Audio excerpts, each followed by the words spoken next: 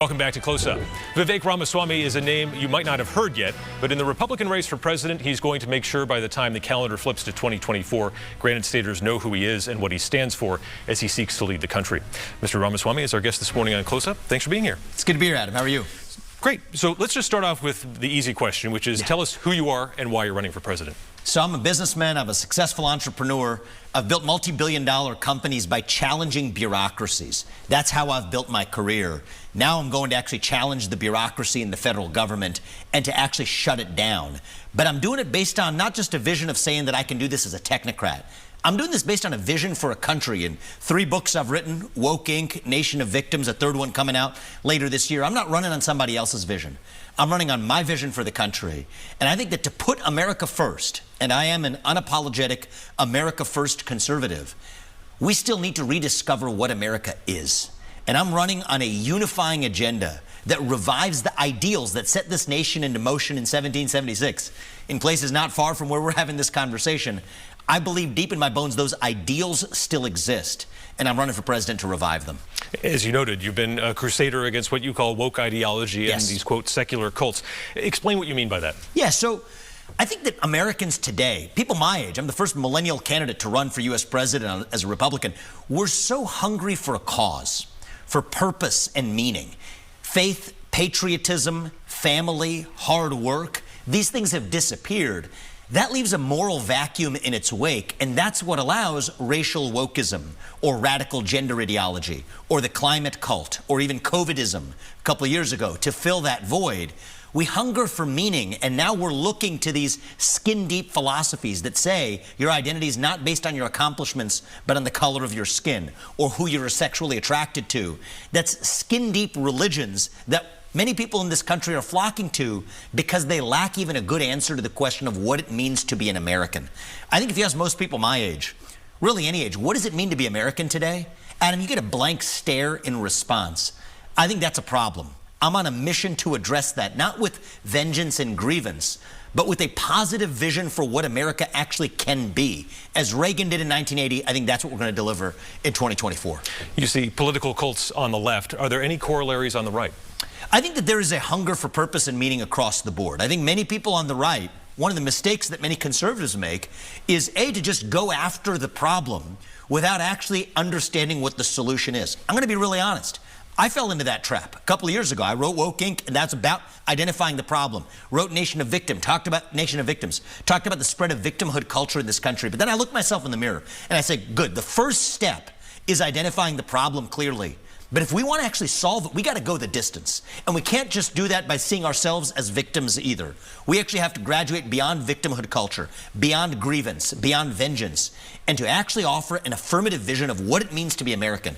Ideals like meritocracy, the pursuit of excellence, free speech and open debate. And by the way, that doesn't just mean speaking about free speech to the people who agree with you, but even talking to networks that disagree with you. So Ron DeSantis says he won't talk to NBC because they're not nice to him. You know what? I think if you want to sit across the table from Xi Jinping, you better be able to talk to anybody in this country.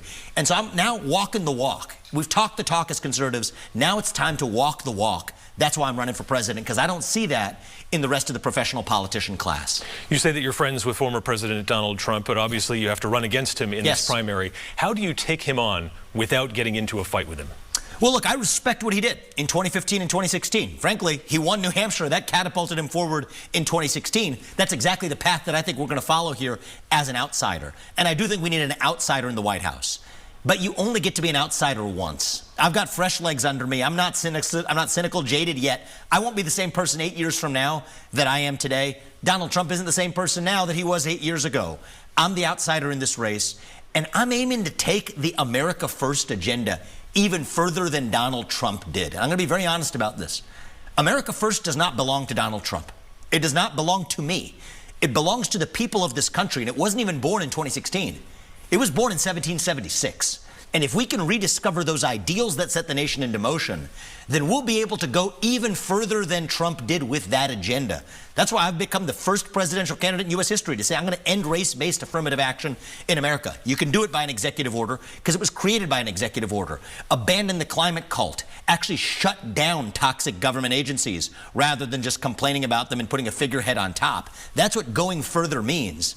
We can do it if we're doing it based on principles, not based on vengeance. That's what I'm bringing to the table. You talk about ending affirmative action. Obviously, this is a policy debate that maybe 30 years ago might have been more of a framework of black and white, but now there's a different aspect to this debate, and that is that other people of color, Americans who are of Asian and South Asian descent, are saying this is racist against us.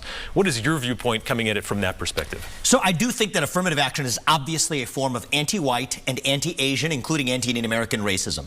But that's not even where I'm coming from. I think it is also fueling a new wave of anti-black racism in this country, because there is no way to fuel anti-black racism more effectively than to take something else away from somebody else based on their skin color. I actually went to a racially diverse public school, 1st through 8th grade. And I'll tell you something, Adam. I've lived the full arc of the American dream.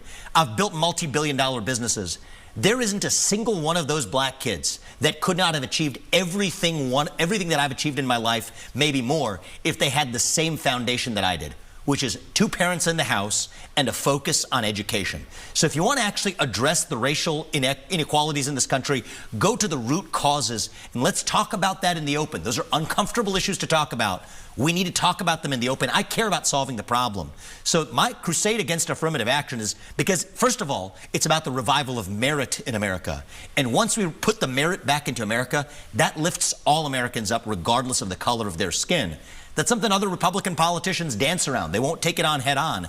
I do, because if you do it with moral authority based on first principles, you can not only go further with the agenda, you can also unify the country in the process.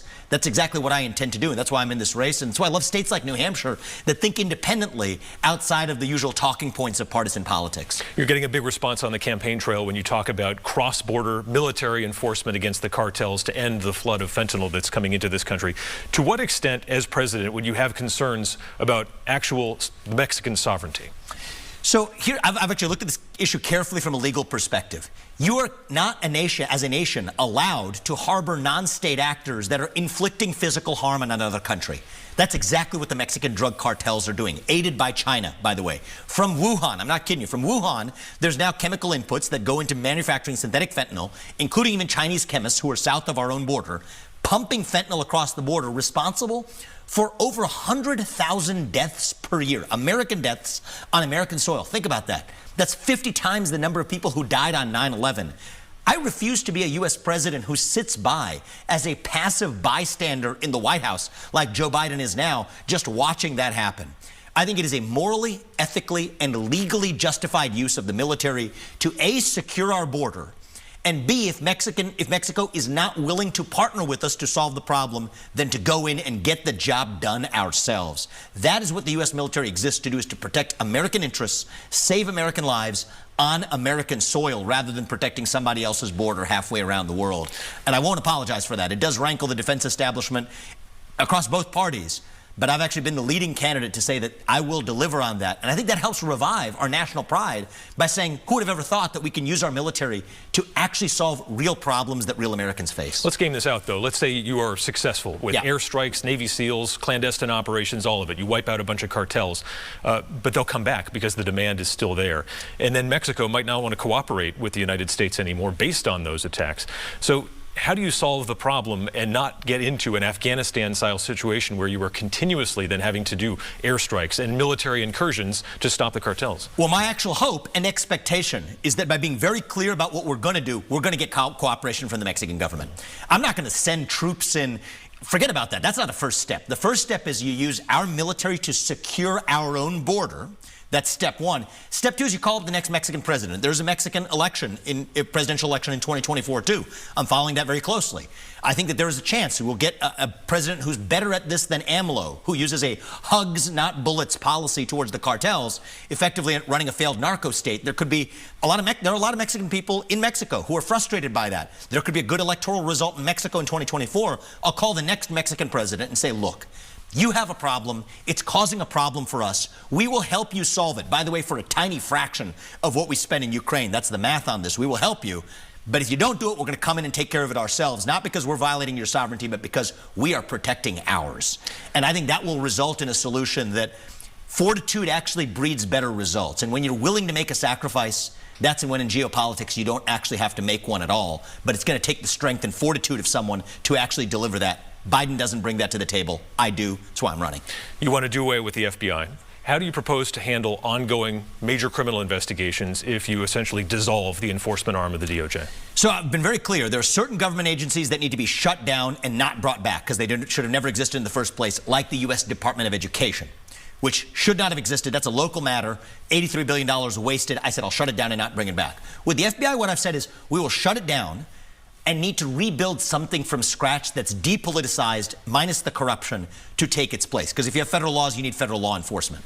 That being said, I think that there is an opportunity to make that a bipartisan issue.